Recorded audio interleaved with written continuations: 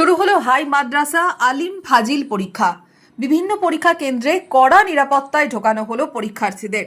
এদিন মুর্শিদাবাদের লালগোলার রহমাতুল্লাহ হাই মাদ্রাসা ও লালগোলার ভবানীপুর বারকাতিয়া সিনিয়র মাদ্রাসায় ছিল পরীক্ষা কেন্দ্র। রহমতুল্লাহ হাই মাদ্রাসায় 239 জন পরীক্ষার্থী ছিল এবং ভবানীপুর বারকাতিয়া সিনিয়র মাদ্রাসায় পরীক্ষার্থীর সংখ্যা 730 জন। ছাত্রছাত্রীদের জন্য আমরা নির্দেশ আছে প্রতি বছরের এবারও যে পরীক্ষা হলে কোনো electronic device, mobile phone, cell phone বা কোনো রকমের অন্যান্য ইলেকট্রিক ডিভাইস যন্ত্রপাতি নিয়ে তারা প্রবেশ করতে পারবে না।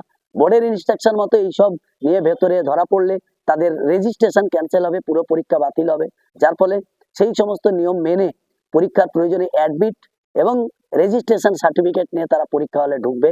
সে মতোই ছেলেমেয়েরা ঢুকেছে। আমরা শিক্ষকরা অত্যন্ত সুশৃঙ্খল ভাবে তাদেরকে চেক আপ করেই আমরা ভেতরে প্রবেশ করিয়েছি। সুষ্ঠু সুন্দরভাবে ইতিমধ্যে পরীক্ষা শুরু হয়েছে। বৃহস্পতিবার ছিল আলিম ও ফাজিলের প্রথম ভাষার পরীক্ষা। প্রস্তুতি তো নিয়ে এসছে ভালোই, এখন দেখা যাক কি হয়। হ্যাঁ, ফার্স্ট টাইম পরীক্ষা দিতে এসছে, এরকম বোর্ড এক্সাম একটু তো ভয় লাগবেই। খুব ভালো প্রিপারেশন নিয়ে এসেছি, তো দেখা যাক প্রশ্ন কীরকম দিচ্ছে। প্রশ্নের উপর ডিপেন্ড করবে কেমন করে হবে না হবে। একটু হালকা ভয় ভয় লাগছে এবং উৎসাহিত হচ্ছে, কারণ জীবনে প্রথম পরীক্ষা দিতে আসছি, সবচেয়ে বড় পরীক্ষা জীবনে। প্রথম দিন কেমন হলো পরীক্ষা? প্রশ্ন কেমন ছিল? কি বলছেন পরীক্ষার্থীরা?